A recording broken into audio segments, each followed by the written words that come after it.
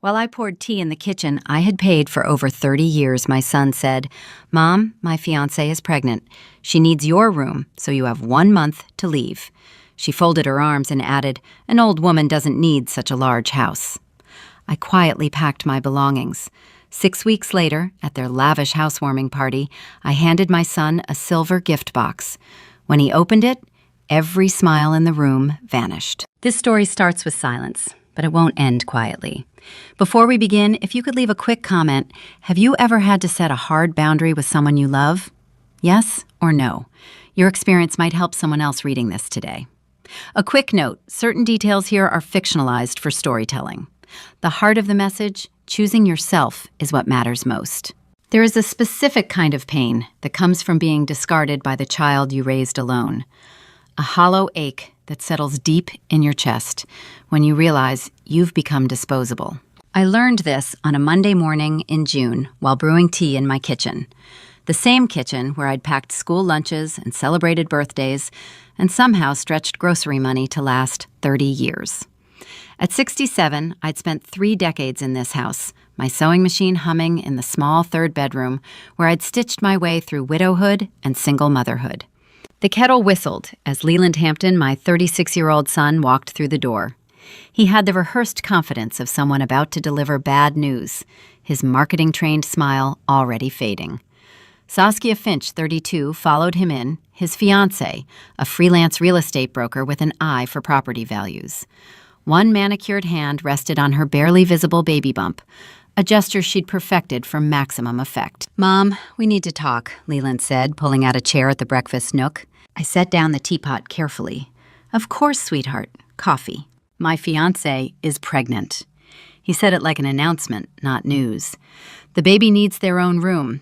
Your room is the most suitable space." I blinked. "I'm sorry, I don't understand. My room—" "You have 1 month," Saskia said, her voice clipped. "That should give you plenty of time to find another place." "Then where will I sleep?" Saskia tilted her head as if I'd asked something foolish. "You can find another place. An elderly person living alone does not need such a large house." The morning sunlight suddenly felt too bright, too normal for what was happening. They weren't asking, they weren't discussing. They were informing me that I needed to leave my own home, the home I'd maintained alone since my husband died when Leland was 3, the home I'd worked 2 jobs to keep, the home where every mortgage payment bore my signature. "I see," I said quietly. The tea in my cup had gone cold. "We knew you'd understand," Leland said, relief flooding his face. "You've always been so reasonable about these things, Mom. So flexible." Flexible. That's what he called it.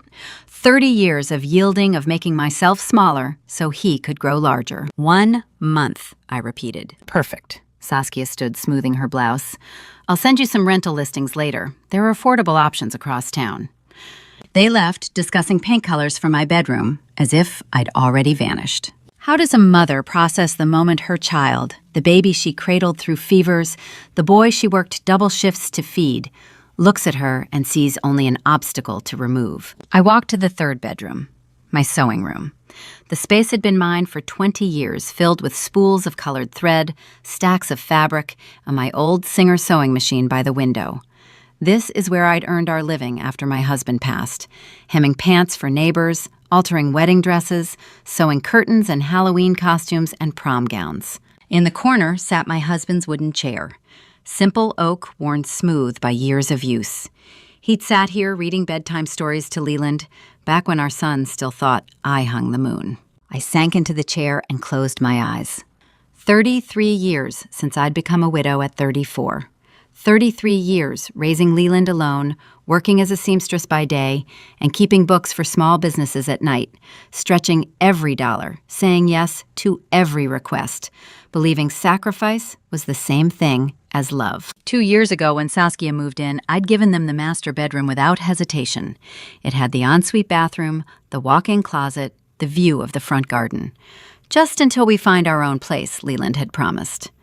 That was 24 months ago. Now they wanted the last room I had. I ran my hand along the smooth armrest, remembering my husband's calloused fingers, remembering when Leland was small enough to curl up in my lap, remembering when family meant permanence. I have yielded enough, I whispered to the empty room. But this house, whose name is on the deed?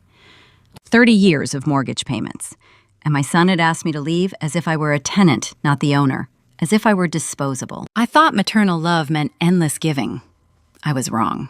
The sewing room fell silent, except for the ticking of the wall clock, each second marking the end of one life and the beginning of another. My eyes drifted to the desk in the corner, to the locked bottom drawer I hadn't opened in years. Inside sat documents I'd filed away and forgotten, insurance papers, old tax returns, and beneath them all, the title deed to this house. The deed I'd received when the final mortgage payment cleared 5 years ago. The deed that bore a single name. I stood slowly and walked to the desk, my hand hovering over the drawer pull. Sunlight streamed through the window onto the stacks of fabric and my husband's empty chair. I thought about all the things I'd believed would last forever: maternal bonds, family loyalty, home. For the first time in 30 years, I thought about exactly whose name was on that deed. And for the first time in my life, a cold clarity settled over me like winter frost. The deed bore only one name, and it wasn't my son's. I didn't tell them what I'd discovered. Instead, I spent the next 2 weeks in a strange state of calm, nodding when they discussed nursery furniture, smiling when Saskia mentioned paint samples, and when she called to say she'd found the perfect rental for me, I agreed to see it. The ceiling crack ran the length of the living room like a jagged scar. Yellow water stains blooming around it like bruises on old skin. "Here we are," Saskia said brightly, unlocking the door of the Whitehall rental house. She'd driven me 40 minutes into the suburbs on a Saturday afternoon, Leland following in his car behind us. It's a bit of a drive, but so peaceful. Peaceful wasn't the word I would have used. The house was a disaster. Cracked ceiling, yellow-stained walls that hadn't seen paint in decades, a damp smell that caught in my throat. The carpet was worn through in patches, and when I tested the heater, it coughed and died. "The rent is very reasonable," Saskia continued, walking through the space as if she were showing a luxury condo, "and it's quiet good for seniors." I pulled out my phone and opened the map. Hospital. The nearest one was 58 minutes away. "How far is the nearest hospital?" I asked. Saskia waved a hand. "Close enough. You're healthy as a horse, Lorraine." Leland stood in the doorway, not quite meeting my eyes. "It's just temporary, Mom, until you find something better." I looked at him. Really looked at him. My son, who used to hold my hand crossing streets, who'd cried when his goldfish died, who'd promised at his father's funeral that he'd always take care of me. That boy was gone. In his place stood a man who'd driven me to a house with a cracked ceiling and called it temporary. "I see," I said quietly. "When would I need to move in?" "End of the month," Saskia said. Perfect timing, really. That evening, I sat in my sewing room, my room for 2 more weeks, and pulled up the rental listing on my tablet. There it was, the confirmation email. Scheduled viewing, May 28th.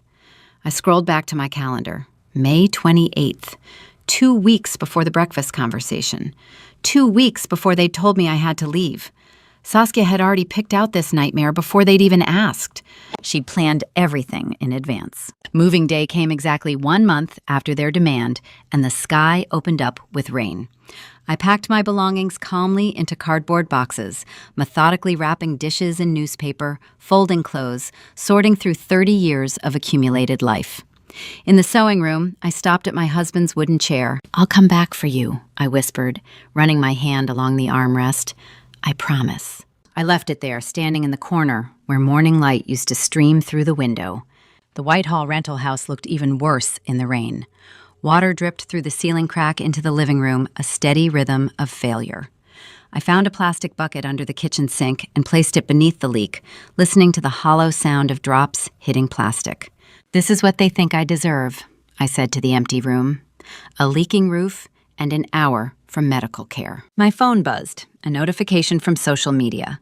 Leland had posted a photo. The sewing room. My sewing room. Demolished. The walls torn open, my shelves ripped out, fabric scattered across the floor like confetti. The caption read, "Finally making space to welcome our little angel." They'd demolished my life's work for a photo opportunity. There is a particular silence that fills a house being emptied of 30 years. Not the silence of peace, but the silence of erasure. I sat on the sagging couch in the rental house, rain drumming on the roof, and tried to remember what it felt like to belong somewhere. 1 week later, I was scrolling through my tablet when I saw Saskia had shared a post from a local used goods page. I clicked through idly, and then my breath caught. There it was, my husband's wooden chair. The oak armrest I'd touched 1,000 times. The seat where he'd held our son. Listed for $85. Vintage wooden chair, good condition. My hands shook as I opened my banking app and sent the deposit. Anonymous buyer. I would get it back, whatever it took. But I kept scrolling, and there was more. The antique dining table, sold.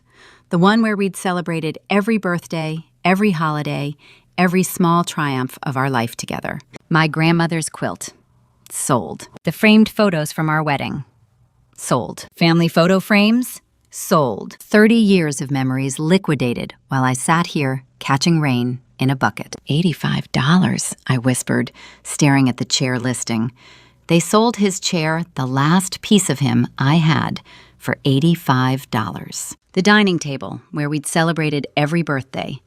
My grandmother's quilt that had covered our bed for decades. All of it sold during the week I moved. While I was here alone in this leaking house, they were erasing every trace of the life I'd built. You might think grief has a bottom, a place where the pain finally stops. You would be wrong. I set the tablet down carefully on the couch. The plastic bucket beside me was nearly full rainwater, catching the dim light from my phone screen. Each drop marked time, like a metronome, measuring out the seconds of this new life they'd chosen for me. They took my home, I said to the empty room. They took his memory. Now they'll learn what I can take from them. In the dark living room, I pulled out my phone and opened my contacts. I scrolled past Leland's name, past Saskia's, past the few friends who'd slowly drifted away over the years of single motherhood and double shifts. I stopped at a name I hadn't called in months. Warren Weaver, my late husband's best friend. The lawyer who'd handled the estate 33 years ago, who'd held my hand at the funeral, who'd helped me understand the paperwork when everything felt impossible. It was time to find out exactly what rights I had to a house that still bore only my name on the deed. I pressed call. Warren Weaver answered on the second ring. His voice was warm, familiar, unchanged by the years. "Lorraine, it's been too long." "I need your help," I said. "Legal help." There was a pause. "Come by tomorrow morning, 10 o'clock. You remember where my office is." German Village, I remember. The documents spread across Warren Weaver's mahogany desk told a simple truth. For 33 years, the house had belonged to one person and one person only. Me. Warren Weaver, 68, spread the papers with the same careful precision I remembered from 3 decades ago when he'd sat across this same desk and helped me navigate my husband's estate. His hair had gone white, but his hands were still steady as he laid out title deed, mortgage documents, and legal analyses. "The only name on this deed is yours," he said, tapping the document. "Lorraine Marie Hampton. Your son was never transferred ownership. Not at 25, not ever." I stared at the deed at my signature from 5 years ago when the final mortgage payment cleared. But my husband's will said he wished for Leland to inherit his share when he turned 25, Warren finished. A wish, Lorraine, not a legally binding transfer. You were the sole surviving owner. Any transfer would have required you to sign papers, file with the county, update the deed. Did you ever do that? "No," I whispered. "I meant to. I kept thinking I would, but life got busy, and then he moved back home, and it never seemed like the right time." Warren poured 2 glasses of whiskey from a bottle on his shelf. The amber liquid caught the morning light streaming through his office windows. "Can they claim any right?" I asked. "They've been living there, paying utilities." "At-will occupancy at best," Warren said, sliding a glass across the desk to me. "You're well within your rights here. As sole owner, you can start the legal process to have them removed with 30 days' notice.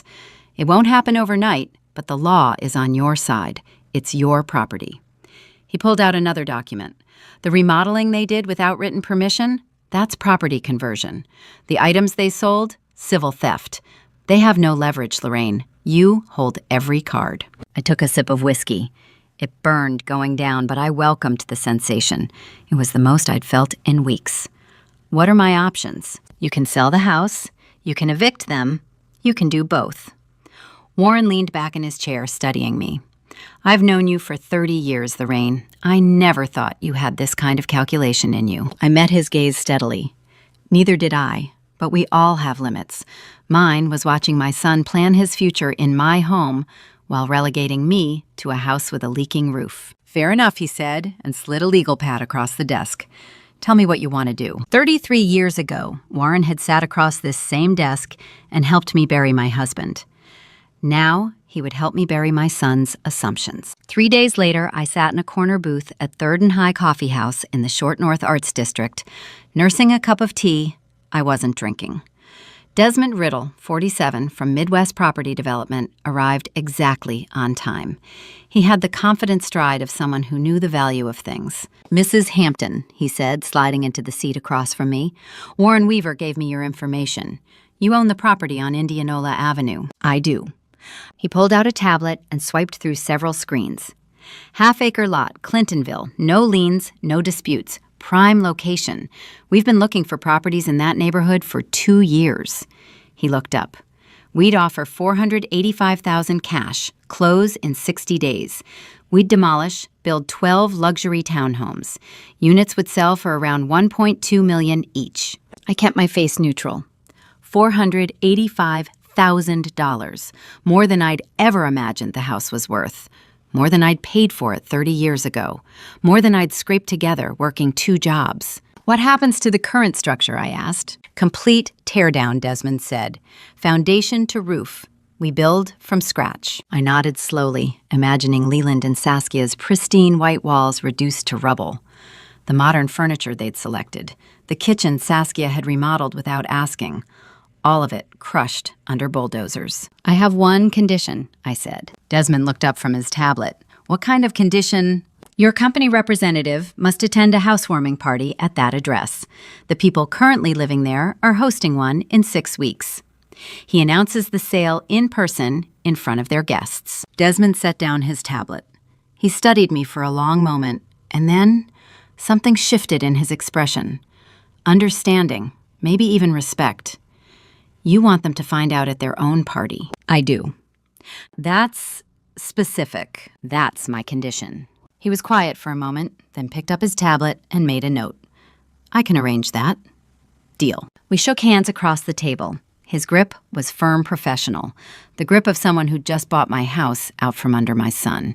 There is a particular kind of calm that settles over you when you stop asking for fairness and start executing justice. I signed the preliminary agreement in Warren's office that afternoon, my signature, steady and deliberate, across the bottom of the page. Outside the window, July sunlight filtered through the old trees of German Village, and I could feel summer beginning its slow fade toward August. The closing will be in 60 days, Warren said, sliding a copy of the agreement into a folder. And you're sure about this? About having Desmond's representative attend their party? I'm sure. It's going to hurt him, Lorraine, your son. It's going to hurt him badly. I looked down at my hands, at the wedding ring I still wore after 33 years of widowhood. He hurt me first. He just didn't notice. Warren nodded and handed me Desmond Riddle's business card. I tucked it into my purse. The housewarming party was 6 weeks away. 6 weeks to wait to smile to let them believe they'd won. 6 weeks to prepare for the moment when everything they'd taken from me would vanish like smoke. The 6 weeks that followed were a strange kind of waiting. I went about my days in the rental house, catching rain in the bucket, sleeping on the sagging couch, existing in a space that would never feel like home. But underneath the surface, I was counting down. The text message arrived on a Thursday afternoon in late July. Carol Brennan, a longtime family friend from the old neighborhood, had always been the type to text when she heard news. Ran into your son yesterday. He said you moved out voluntarily for a quieter life and that he's been pouring money into remodeling the family home. I'm so glad you're happy, Lorraine. I stared at my phone screen in the dim light of the rental house. The bucket beside the couch was half full of rainwater from yesterday's storm. Outside, the July heat pressed against the windows. Voluntarily, He was telling people I'd left voluntarily, that he was spending money on improvements as if it were his house to improve. I typed back calmly, "Yes, everything is fine." Then I set the phone down and opened my photo album. I scrolled back to the social media post from moving day, the demolished sewing room, the caption about making space for their angel. I saved it. Then I opened my screenshots folder and saved the images from Saskia's used goods page, the ones showing my husband's chair, the dining table, my grandmother's quilt. Evidence, just in case I needed it later. And soon, I whispered to the empty room, everything will be exactly as it should be. The embossed invitation arrived in early September, nestled in my rusty mailbox among bills and junk mail. Cream-colored cardstock, elegant script. Leland Hampton and Saskia Finch request the pleasure of your company at a housewarming celebration. Their names, not mine, on an invitation to my house. That evening, my phone rang. Leland. "Mom, did you get our invitation? You'll come, right? It's going to be a beautiful celebration." I kept my voice warm, motherly. "Of course I'll be there, sweetheart. I wouldn't miss it for the world." "Great, that's great." He paused. "Just maybe don't mention the rental house to people. That day is about our new beginning. Our friends don't need to know all the details." Our new beginning. As if I hadn't existed before this moment. "Don't worry," I said, my voice steady and sweet. "I understand completely, and I'm bringing you a very special gift, something perfectly suited for the occasion." "You don't have to do that, Mom." "I insist. It's something just for you and Saskia." After we hung up, I sat in the dark rental house and began making a list. Title deed, eviction notice, sales contract, demolition timeline. Each item written in careful, deliberate handwriting. How many mothers have sat in the dark, listening to their children rewrite history, and chosen silence over truth? I was done being one of them. The week before the party, I worked at the small desk in the rental house under yellow lamplight. The documents were spread before me like cards in a game I'd been forced to learn. Copy of the title deed bearing only my name. The legal 30-day notice to vacate, effective the day of the party. The signed sales contract with Midwest Property Development, showing the purchase price and demolition plans. I arranged them carefully in a white box I'd bought specifically for this purpose. Each document layered precisely so they'd see them in the right order. Deed first, then eviction notice, then the sales contract, then the timeline showing when the bulldozers would arrive. "The deed," I murmured, placing it on top. "The eviction notice, the sale contract, the demolition timeline. Everything they need to understand exactly what I've done." I wrapped the box in silver paper, the kind that catches light and draws the eye. My hands were steady as I worked, creasing each corner with precision, smoothing out every wrinkle. I tied it with a blue ribbon, something festive, something that looked like celebration. 30 years I gave him, I said to the empty room, pulling the ribbon tight. 30 years of every sacrifice a mother could make. And he asked me to stay silent about my humiliation. I placed the finished box on the table and stepped back. It looked perfect, elegant, the kind of gift you'd be proud to open in front of guests. There is a particular kind of peace that comes from knowing you've stopped trying to save someone from themselves. You've simply stepped aside and let consequence do its work. That night, I slept soundly for the first time since moving to the rental house. No tossing, no nightmares, no waking to the sound of rain dripping into the bucket. Just deep, dreamless sleep. Certainty had become my comfort. I woke early on Saturday morning, party day, and sat at the desk looking at the silver box. Tomorrow was mid-September. In 12 hours, I would walk through the door of my house for what might be the last time. The house I'd lived in for 30 years. The house where I'd raised my son alone. Where I'd worked until my fingers cramped. Where I'd believed family meant something permanent. The house that still bore my name on every legal document. The house I'd already sold. I turned off the desk lamp and watched the gift box catch the moonlight through the rental house window. Silver paper glowing in the darkness like a promise. Tomorrow, I would hand my son this box in front of everyone he'd lied to. Tomorrow, he would open it, surrounded by friends who believed his version of events. The version where I'd chosen to leave, where he was the generous son renovating his inherited home. Tomorrow, he would finally learn what it meant to underestimate the woman who raised him. I picked up the box and held it in my lap, feeling the weight of the papers inside. Not heavy, just 33 years of truth, wrapped in silver paper and tied with a blue ribbon. Tomorrow I return to my house one last time, I whispered. Not as a beggar, not as a tenant, as the owner. Outside, the September night held the day's last warmth. Inside the rental house, I sat in the darkness with my gift, counting down the final hours. Tomorrow came. I dressed carefully, a simple black dress, pearl earrings, comfortable flats, the kind of outfit that wouldn't draw attention. The silver-wrapped box sat on the passenger seat as I drove through Columbus at dusk, September air finally cooling as evening settled over the city. The house I'd lived in for 30 years had become a stranger.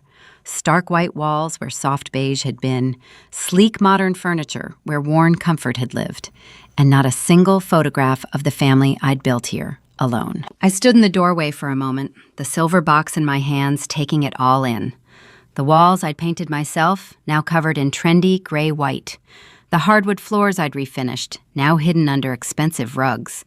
The mantel, where our wedding photo had sat for decades, now bare except for a vase of orchids. They'd erased me. Music drifted from the living room, something modern and upbeat. Laughter, the clink of wine glasses. People who didn't know this house had ever belonged to anyone but my son. Mom, Leland appeared, his face bright with wine and excitement. You made it! Come in, come in! Let me show you what we've done with the place. He took my elbow like I was a guest, not the woman who'd paid every mortgage bill for 30 years. It looks different, I said. Saskia emerged from the kitchen elegant in a designer dress that probably cost more than my monthly rent. Her hand rested on her stomach, the gesture I'd come to recognize, the one that announced her condition to everyone in the room. Lorraine, we're so glad you could make it. She kissed the air near my cheek. What do you think of what we've done? I smiled. It's certainly transformed. We wanted a fresh start, Leland said. Something that felt like ours, you know? Ours.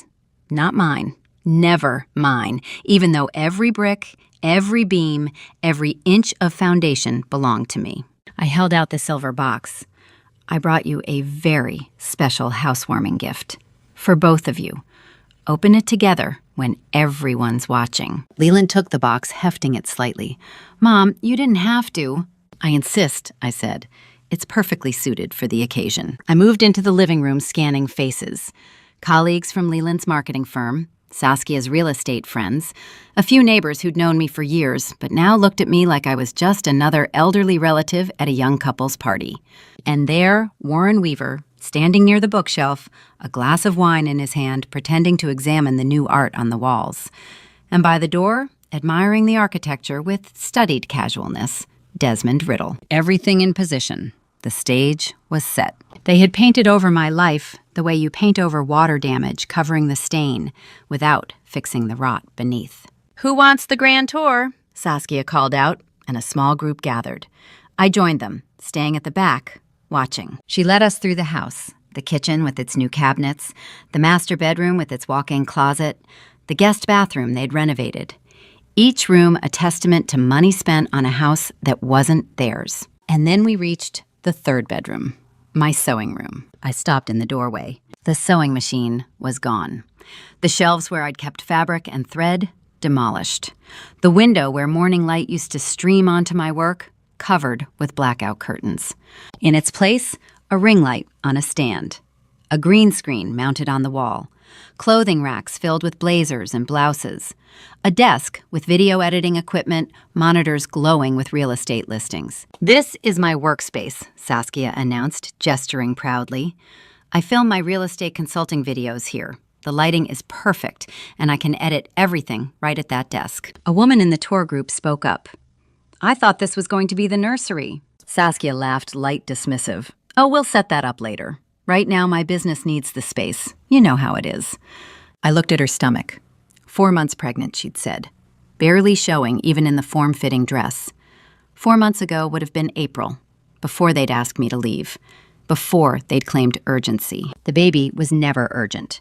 She wanted this room for herself, for her ring light, her green screen, her perfect lighting for filming real estate videos.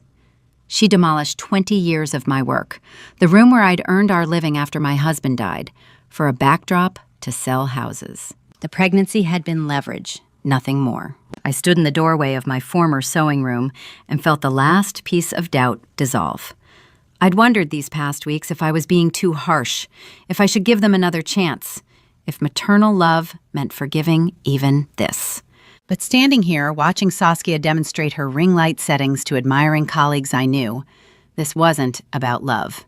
It had never been about love. There is a moment in every act of revenge when you realize you were right to plan it. When the final piece of doubt dissolves and all that remains is certainty. We returned to the living room. Guests were mingling, laughing, drinking wine from glasses I'd bought years ago, eating from plates I'd never seen before, in a house that bore no trace of my existence. "Everyone," Leland called out, his voice cutting through the conversation. "My mom brought us a gift. Let's open it." The party music faded, conversations died. Guests set down their wine glasses and formed a loose circle around Leland as he held up the silver-wrapped box, Saskia standing close beside him with one hand resting on her barely visible stomach. I stood at the edge of the circle. To my left, Warren raised his wine glass slightly, a subtle acknowledgement. To my right, Desmond checked his phone, then slipped it into his pocket. Leland's face glowed with anticipation as he began to pull at the blue ribbon. "This is so sweet of you, Mom," he said, the ribbon falling away. "You really didn't have to." "Open it," I said softly. "I think you'll find it very memorable." He tore at the silver paper, revealing the white box beneath. Leland lifted the lid. For a heartbeat, the room held its breath. Then his face went white. His hands trembled as he pulled out a stack of papers, official documents with county seals and bold headers. What is this?" His voice cracked. He held up the first page, and I watched the color drain from Saskia's face as she recognized the letterhead. "That," I said, my voice carrying across the silent room, "is the original title deed to this house. Notice whose name appears on it. Just mine, Lorraine Hampton. Not Leland's, not Saskia's. Mine alone." Guests craned their necks, murmuring. Leland shuffled to the second document, his jaw slack. "And that," I continued, stepping closer, "is a 30-day eviction notice, effective immediately. You have 30 days from today to vacate the premises." The murmurs exploded into gasps. Saskia lunged forward, snatching the papers from Leland's hands. Her eyes scanned the text, wild and disbelieving. "This is fake," she hissed. "You can't just—" "The third document," I interrupted, my voice steady as steel, "is a signed sales contract. I sold this house 6 weeks ago for $485,000 to Midwest Property Development. The transaction closes in 30 days. The room erupted. Voices overlapped, shock, confusion, nervous laughter. Someone near the back said, "Oh my God, did you hear that?" Leland stood, frozen, the empty gift box dangling from one hand. Saskia's face cycled through disbelief, rage, and something that looked almost like panic. "You have no right," she screamed. "This is our home. We renovated it. We invested everything. This was never your house." I said each word deliberate. "You renovated my property without permission. You spent my son's inheritance, $50,000, on cosmetic upgrades to a house you never owned. You threw yourself this party to celebrate stealing what was mine. But the deed doesn't lie. It never had your name. It never will." I held her gaze, and for the first time since that awful day in May, I saw her armor crack. The woman who'd called me a burden, who'd handed me a water bottle and pointed to the door, now stood in the center of her designer kitchen, my kitchen, holding proof of her own delusion. Leland's mouth opened and closed soundlessly. A guest near the back started edging toward the door. "Mom," Leland finally whispered, "you can't do this. Where are we supposed to go?" Before I could answer, a man stepped forward from the crowd. Mid-50s, salt and pepper hair, navy suit. I recognized him immediately. We'd met twice during the sale negotiations. "Desmond Riddle," he announced, extending his hand to no one in particular. "Principal Developer, Midwest Property Development. I want to thank Mrs. Hampton for this opportunity." Now, before I tell you what Desmond said next, and trust me, this is where everything truly fell apart for Saskia, I need you to do something. Drop a comment right now. Would you have revealed the sale publicly like this or handled it privately? I need to know if I did the right thing. Fair warning, some details here have been dramatized to protect everyone involved. But the core truth remains. If this kind of family justice isn't your thing, no hard feelings. Feel free to skip ahead. Desmond pulled out a leather folder, flipping it open to display architectural renderings. This property will be demolished starting mid-October, he said. We're building a 12-unit luxury townhome complex. Each unit will list at $1.2 million. The neighborhood's been waiting for premium development, and this lot is perfect. Demolished. The word hung in the air like smoke. Saskia stared at the renderings, her face ashen. All around her, the evidence of her conquest. The marble counters, the designer backsplash. The crystal chandelier suddenly looked fragile, temporary, doomed. You spent $50,000 renovating a house I was already planning to sell, I said quietly. Every tile, every fixture, every coat of paint. It's all going to be rubble by September. A woman in a lavender dress whispered something to her husband, and they moved toward the exit. Others followed. Within 2 minutes, half the guests had filed out, their faces awkward and embarrassed. No one wanted to be present for this unraveling. Leland sank into one of the dining chairs, his head in his hands. Saskia stood rigid, the eviction notice crumpling in her white-knuckled grip. Her eyes, those calculating eyes that had dismissed me so easily, now darted around the room as if searching for an escape that didn't exist. You planned this, she breathed. You planned all of this. Yes, I said simply. I did. Desmond Riddle tucked his folder under his arm and nodded. We'll be in touch about the walkthrough, Mrs. Hampton. Congratulations on your sale.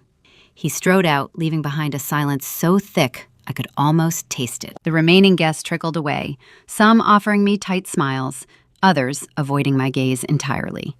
Within 10 minutes, only a handful of people remained, mostly neighbors who'd known me for years and looked almost relieved to see me fight back. I turned back to Saskia. For the first time since I'd met her, I saw something new in her expression. Fear. Raw, unmistakable fear. That fear lasted exactly one night. By the next morning, Saskia had traded it for rage. She burst into Warren Weaver's office without knocking, her face pale with sleeplessness and fury, a threatening letter from some bargain attorney clutched in her manicured hand. This is illegal, she announced, slamming the letter onto his desk. You can't sell a house with people living in it. We're suing for wrongful eviction and emotional distress. Warren glanced up from his computer entirely unruffled. He removed his reading glasses with deliberate slowness and gestured to the chair across from him. I sat in the corner by the window, silent and still watching. Mrs. Finch, Warren said calmly, please sit down. I'll stand. Suit yourself. He opened a file folder on his desk and began spreading documents across the polished surface, one by one, like a prosecutor laying out evidence. These are receipts for furniture and electronics you sold without authorization conversion, which can be prosecuted as a felony in Ohio when the value is high enough.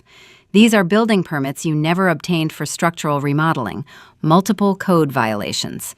This is a text message where you explicitly acknowledge the house isn't in Leland's name, along with a voicemail you left stating you'd force Mrs. Hampton out before she could consult legal counsel.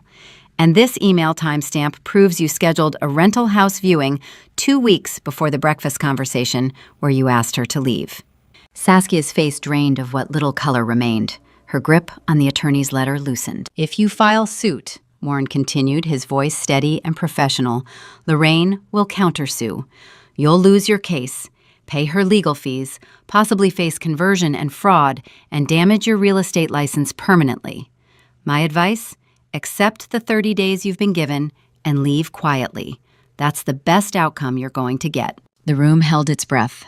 Saskia stared at the evidence spread before her, proof of every calculated decision, every lie, every assumption that she'd gotten away with something. She set the letter down on Warren's desk without a word, turned on her heel, and walked out.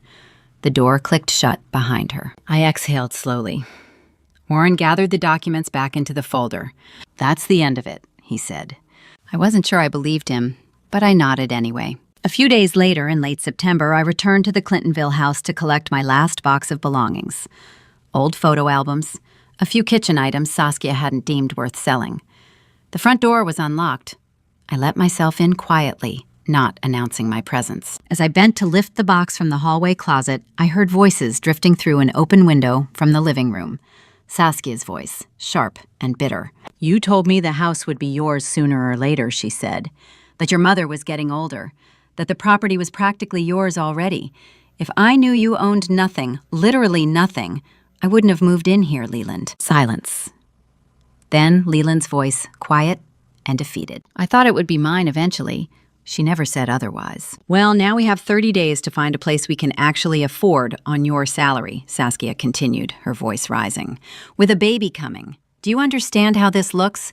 I gave up everything for a house that was never yours." The words hung in the air like smoke. She'd said it. Out loud. Not love, not partnership, not the future they'd build together. Real estate. Inheritance. A calculated investment that had failed to pay out. Some truths you suspect in the dark hours of sleepless nights. Others you overhear through an open window on a September afternoon and carry with you forever. I stood in the hallway holding my box, listening to the silence that followed Saskia's confession. Leland didn't defend himself, didn't protest. He knew it was true. I walked out the front door as quietly as I'd entered, the box balanced against my hip. Behind me, the house that had sheltered 30 years of my life stood waiting for demolition. In 2 weeks, it would be rubble. Mid-October arrived with cooler air and the first hint of autumn leaves. I sat in the closing office between Warren and Desmond Riddle, a pen in my hand and a stack of documents spread before me. "Sign here, here, and initial here," Warren said, sliding the final page across the table. "Then it's done." I signed without hesitation. My hand was steady. Desmond handed me a cashier's check, the numbers printed in bold black ink. $485,000. More money than I'd ever held at once, earned through 30 years of mortgage payments and sacrifice and saying yes when I should have said no. "Congratulations, Mrs. Hampton," Desmond said. "Demolition starts in 2 weeks." I folded the check carefully and placed it in my purse. That evening, back at the Whitehall rental, my phone buzzed with a text message. Leland's name appeared on the screen. I almost didn't open it, but I did. "Mom, I found the old text messages I sent asking you for money. For school, for the car, for everything. I know you read them. I didn't deserve your sacrifice. I know that now. I'm trying to learn how to be a better person. Not asking for anything. Just wanted you to know." I read it twice. He asked for nothing. No money, no reconciliation, no absolution. Just acknowledgement. Maybe that was growth. Maybe it was too late. I didn't know yet. Is forgiveness measured in words or in years? In apologies or in changed behavior? I couldn't answer that question. I set the phone face down on the rental couch and stared at the blank television screen for a long moment. The check for $485,000 sat in my purse, proceeds from 3 decades of building a life, brick by brick, payment by payment. I opened my laptop and typed into the search bar, 2-bedroom house, new roof with garden, Columbus, Ohio. The cursor blinked, waiting. For the first time in months, I was searching for something I actually wanted, not something I was being forced to accept. I found it 3 days later. The Craftsman bungalow in Bexley had something the Clintonville house never truly did. A roof that didn't leak. A title with only my name and the knowledge that no one could ever ask me to leave. 2 bedrooms. One for me, one for sewing if I wanted, or reading, or nothing at all. No one to yield to, no one to accommodate. The kitchen was small but functional, with windows facing east that caught the morning light. The living room had a working fireplace with original brick, and in the backyard, past a small patio with uneven stones, stood an old apple tree dropping the last of its fruit onto grass that needed mowing. I signed the papers in late October. The price was reasonable, well within what remained after I'd set aside funds for retirement and repairs. 15 minutes from the hospital, where I'd worked for decades. A neighborhood of quiet streets and older couples who waved from their porches. I moved in slowly over November, 1 carload at a time. I didn't own much. Most of my furniture had been sold or left behind. I bought a bed, a small dining table, a couch that fit the modest living room. I hung curtains I'd chosen myself, pale blue, simple, clean. And on a sunny afternoon in late November, I carried a wooden chair through the front door and placed it in the corner of the living room, where morning sunlight streamed through the window. There you are, I thought, running my hand along the smooth armrest, back where you should be. They sold you for $85, but you're worth 30 years of memory. The chair, my husband's chair, the one Saskia had sold at the yard sale, the one I'd tracked down and bought back anonymously, sat exactly where it belonged, in my house, under my roof, where no one could take it from me again. That first night, I sat in the chair with a cup of tea and looked around the empty, quiet room. This was smaller than the Clintonville house, older. The floors creaked, the radiators clanged.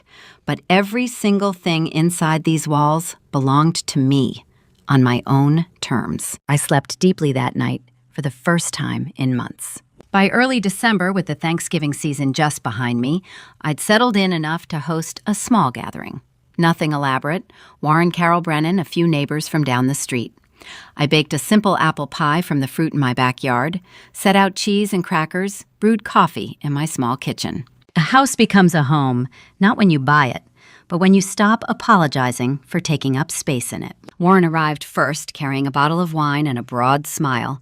Carol brought flowers, chrysanthemums in rust and gold. The neighbors, an older couple named the Mercers, brought homemade cookies. We stood in the living room with its modest furniture and single wooden chair, and for the first time in years, I felt like the host of my own life. We were halfway through the afternoon, voices warm and overlapping, when I heard footsteps on the front walkway. Through the window, I saw a figure pause at the gate. Leland. He stood alone, no Saskia beside him, holding something large and awkward wrapped in a moving blanket. He looked thinner than I remembered, tired. His jacket hung loose on his shoulders. I excused myself and stepped outside. The December air smelled of wood smoke and damp leaves. Leland looked up as I approached the gate, his expression uncertain. "Mom," he said quietly, I found a chair like Dad's. I thought you'd want it. I didn't know if you'd taken anything from the house before it was demolished, and I just thought—" He trailed off, his eyes drifting past me to the window, where the original chair sat visible in the living room corner, catching the afternoon light. His face changed. Understanding dawned slowly, then settled into something that looked almost like shame. "You bought it back," he said. "The one Saskia sold. You tracked it down and bought it back." "I did," I said simply, "and now I have it where it belongs, in my home." We stood on opposite sides of the gate. Inside, I could hear Warren's laugh, the clink of glasses, the ordinary sounds of people gathered in warmth. Outside, the wind scattered leaves across the walkway between us. Leland shifted the wrapped chair in his arms. "I should go." "This house is mine, Leland," I said, my voice steady. "Every inch of it. If you want to step inside, you need to understand that. You are a guest here, not an heir, not an occupant. A guest who must respect the homeowner." He looked at me for a long moment, then nodded slowly. "I understand." You might wonder if this is forgiveness. It isn't, not completely. It's something smaller and more honest. It's choice. I opened the gate. "Then come in," I said. "For the first time in your life, enter my home with respect." Leland stepped through past the garden with its apple tree bare in the December chill and crossed the threshold of my house, truly mine, bought with money I'd earned, kept by boundaries I'd set. He placed the duplicate chair beside the original in the corner, and they sat side by side, catching the pale winter light through the window. Warren raised his glass from across the room, a silent acknowledgement. I nodded back. For the first time in his 36 years, my son had entered my home not as an occupant or an heir, but as a guest who'd been invited. The two wooden chairs stood together in the corner, one I'd rescued, one he'd brought, both, finally, where they belonged. December brought the first snow, and I sat in my living room, watching it fall past the window where two wooden chairs stood side by side. One I'd rescued from strangers, one my son had carried to my door, both witnesses to different kinds of love. The house was quiet. The radiator clicked softly in the corner. Outside, snowflakes drifted down through bare tree branches covering the garden in white. Inside, the morning light touched the chair's armrests, highlighting the grain of the wood. Identical craftsmanship, different journeys, same destination. I've been thinking about those chairs for days, what they meant, what they represented. One chair I tracked down through classified ads and anonymous phone calls, bought back for $85 with money I couldn't spare, reclaiming what had been stolen from me without permission. The other, my son had carried here in early December, wrapped in a moving blanket, not knowing I'd already reclaimed the original myself. Together, they told the whole story. One, rescued through my own agency, my own determination to recover what had been mine. One offered through tentative reconciliation, carried by hands that were learning slowly, imperfectly, what respect looked like. Neither gesture erased what had happened, but both sat in my living room now, catching the December light. You might be wondering if I've forgiven him. The truth is, I don't know yet. Some days I think I'm close. Other days I remember standing on that sidewalk in May with a water bottle and a rolling suitcase, and the anger returns, fresh as morning. But I learned something more important than forgiveness. I learned that love, real love, doesn't demand you disappear. It doesn't ask you to be small, silent, or convenient. It doesn't measure your worth by how much you yield or how quietly you suffer, or how little space you occupy. The deepest love isn't endless sacrifice. It's looking in the mirror after 67 years and saying, this person deserves to be loved too. This person is me. For most of my life, I believe maternal love meant yielding everything. My time, my money, my home, my dignity, my voice. I thought good mothers made themselves invisible so their children could be seen. I thought selflessness was virtue and boundaries were failure. I was wrong. The two chairs sat together by the window, and I understood what they'd been trying to teach me. Love takes two forms. One is the love you give, the sacrifices you make, the doors you open, the forgiveness you extend. The other is the love you claim, the boundaries you set, the consequences you enforce, the space you refuse to surrender. If you stayed with me until this moment, you understand now why I did what I did. Not because I stopped loving my son, but because I started loving myself. Not to punish him, but to teach him what respect actually costs. Not out of cruelty, but out of honesty, the kind that says, I will not disappear so you can inherit my life before I'm done living it. I sold the house. I evicted them publicly. I let the renovations they'd poured $50,000 into become rubble under a developer's bulldozer. And I would do it all again. Not for revenge, for dignity. There's a difference, and it matters. Outside, the snow continued falling, blanketing the neighborhood in stillness. A cardinal landed on the apple tree branch, vivid red against white. I watched it shake snow from its wings and settle in to wait out the storm. Saskia had committed to my son believing she'd inherit a house. When she learned the truth, she didn't fight for the relationship. She fought for the property. That told me everything I needed to know about what she valued. And when Leland stood silent while she dismantled my life, that told me everything I needed to know about what he'd learned. So I taught him something new.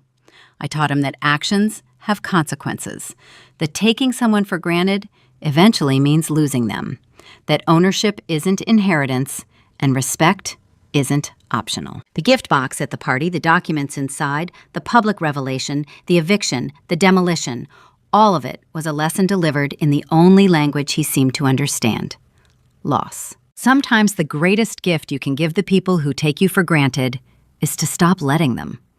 Not with shouting, not with bitterness, with the simple, revolutionary act of choosing yourself. I spent 33 years as a widow. 30 years paying a mortgage on a house I'd bought with my husband before Leland was born, and 67 years making myself smaller for other people's comfort. I'd folded myself into corners, swallowed my words, apologized for needing space. And then, at 67, I stopped.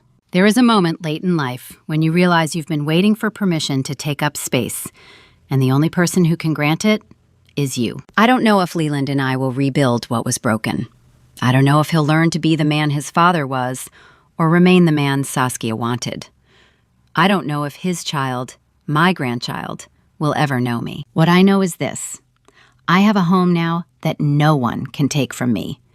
Not because the deed is in my name, though it is, Not because I locked the doors, though I did, but because I finally built a home inside myself, one with boundaries instead of open doors, with self-respect instead of endless sacrifice, with the knowledge that love doesn't require you to vanish. True housewarming isn't when others celebrate your space.